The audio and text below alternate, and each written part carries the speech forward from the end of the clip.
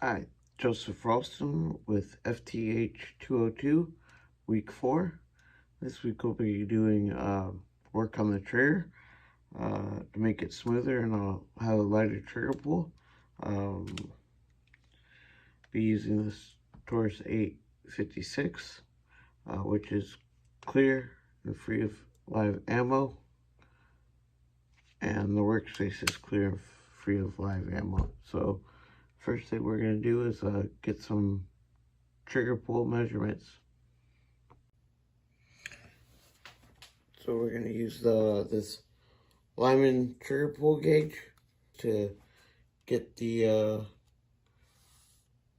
trigger pull on it. First pull, about 12.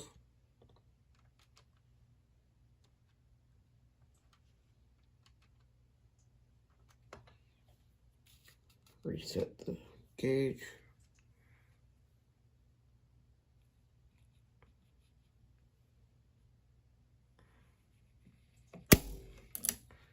Second pull, about 11 and a half.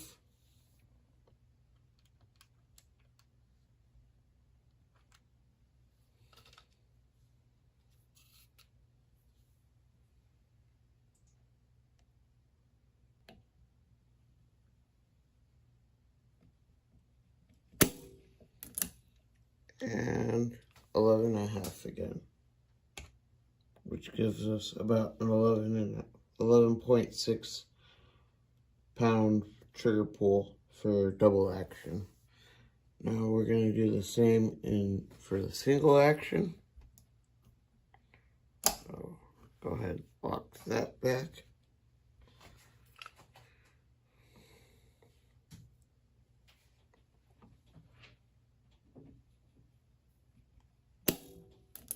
That's about 5 and a half.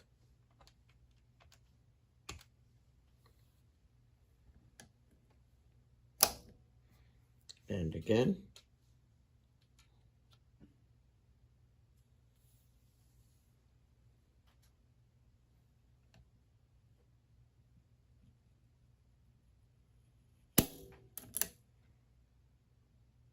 Five and a half again.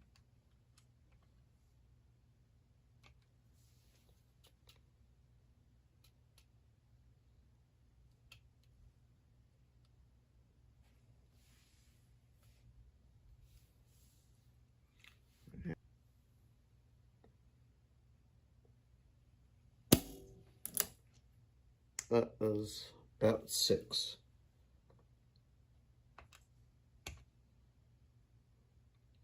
Up to 3. 5.6 pounds on average. Okay, now we're going to take a look at the places that I polished. The cylinder stop had a little bit of a wear high spot right there, right on that surface. So I polished that up a bit. There was showed wear from the bluing.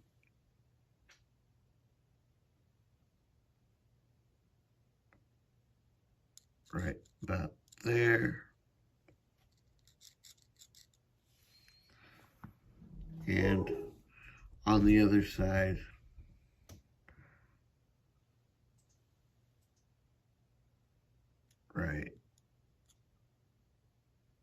right in here, this area. Then on the trigger, had wear all across here, so just kind of cleaned it up a little bit, along with this side up here.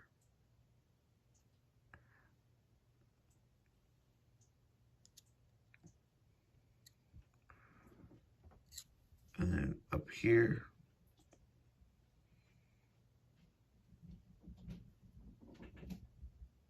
And just a little bit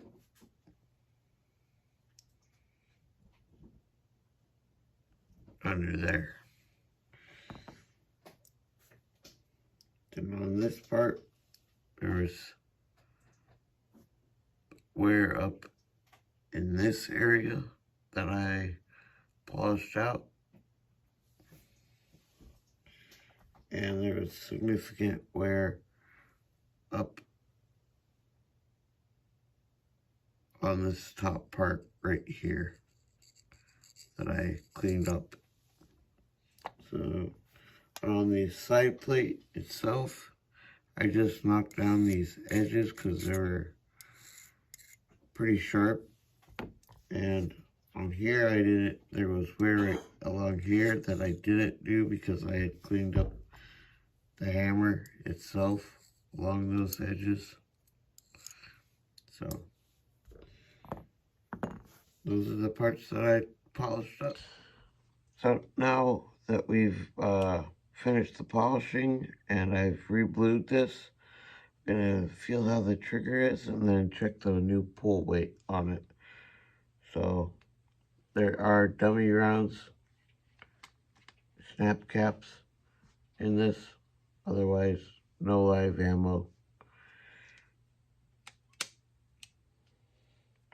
So go ahead and do this like Grantham. Pull through the second action to firing, and again, it definitely feels a lot smoother in the double action than what it did out from the factory.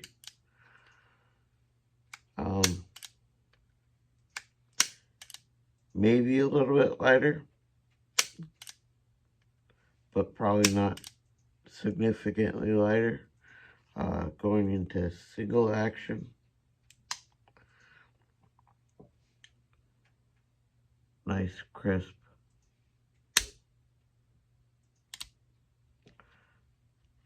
And again,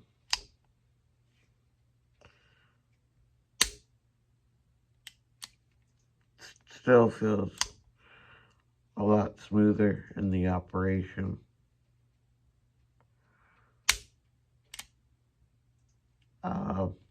Really can't tell a difference in the pull weight. But now we'll go and see what the actual pull weight is on it. Okay, so now we're gonna test the pull weight, the new pull weight on this after polishing. So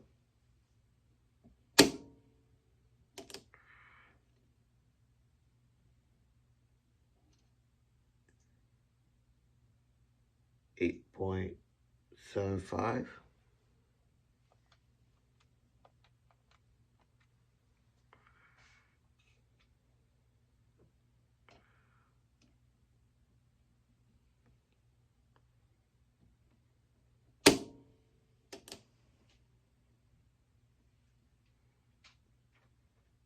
.75.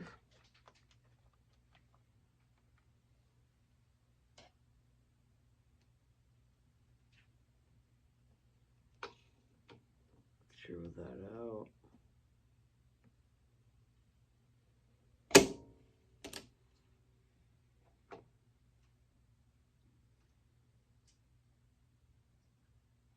8.5. And do one more in double action.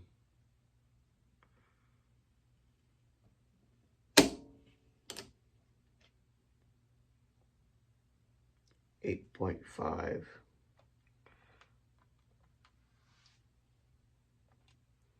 Which comes to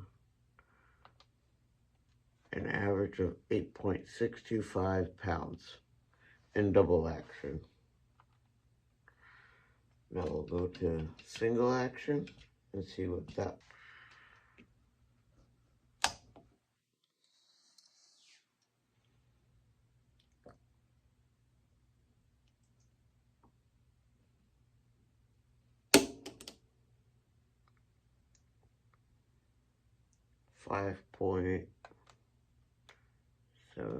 .75.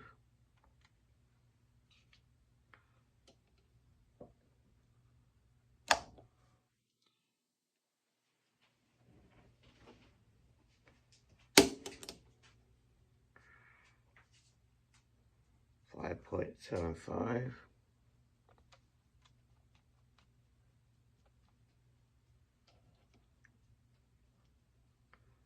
Two more and we'll have a good reading. If I zero that out,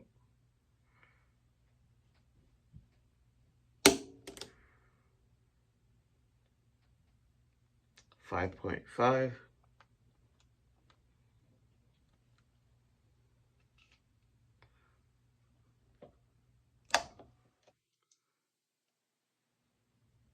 and 5.5. Down to 5.625 as well. Oh, next we're gonna put in the mainspring and the trigger spring in. Now that we have the springs replaced, we're going to do another pull test. So let's get ahead and get into it. Double action.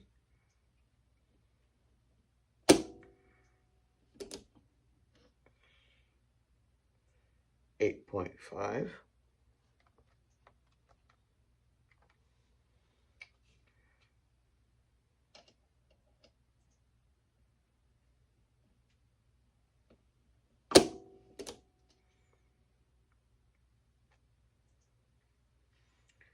8.75.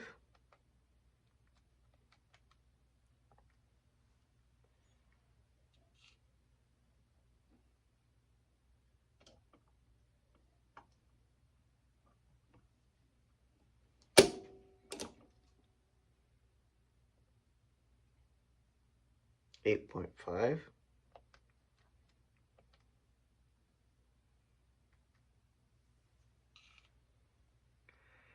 And last one.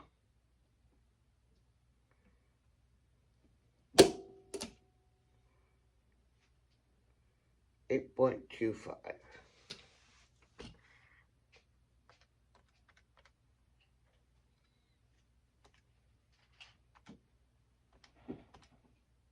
Comes out to 8.5 on average.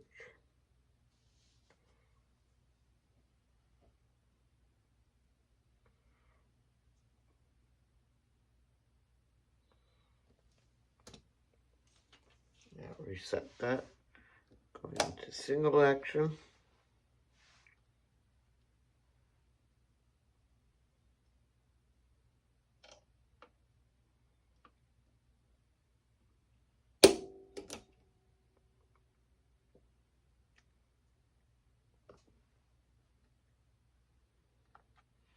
4.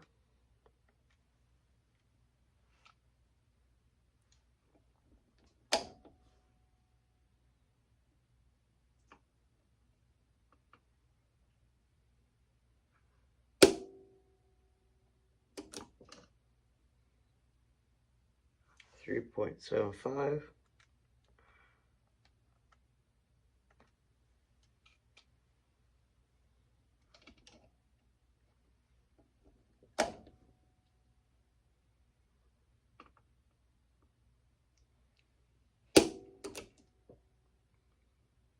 3.75.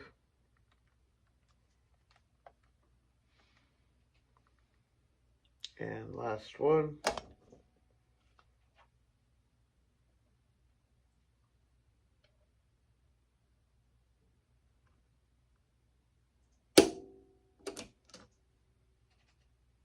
4.25.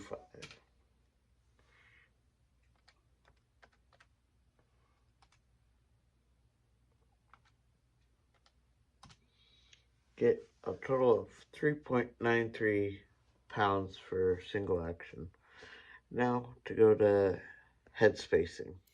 Okay, doing head space on a revolver is a little bit different than like a rifle or a regular pistol with a slide.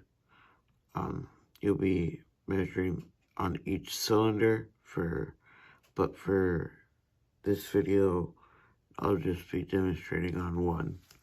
So you're going to take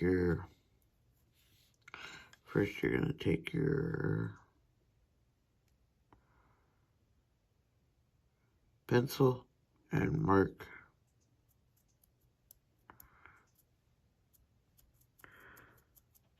which cylinder you're doing. That way you can keep track. Then you're gonna take your go gauge right here, stick it into the cylinder, and you're gonna make sure that it goes in and closes freely.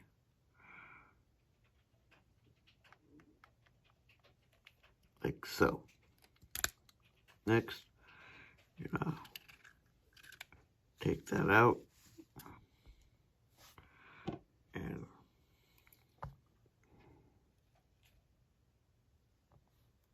take your no-go gauge, and if everything is still in tolerance,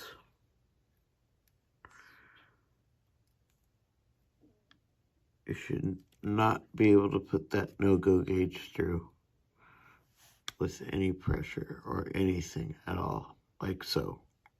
If that goes through, then you got bad head spacing. That's how you do that for each consecutive cylinder.